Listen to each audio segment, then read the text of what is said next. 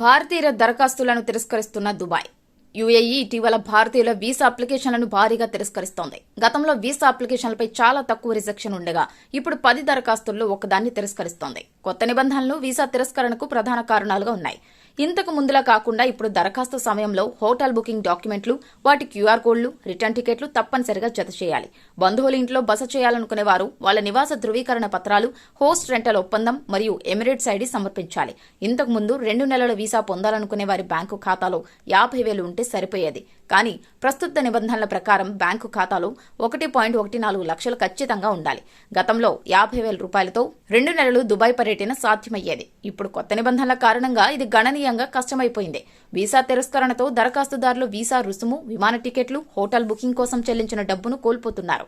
Dubai shopping festival కారణమా? ఈ నెల 6 నుంచి జనవరి 12 వరకు దుబాయ్లో షాపింగ్ ఫెస్టివల్ జరగనుంది. పర్యాటకుల పెరుగుదలతో యుఏఈ పర్యాటకుల సంఖ్యను నియంత్రించేందుకు వీసా నిబంధనలను కఠినతరం చేసినట్లు ఆరోపణలున్నాయి.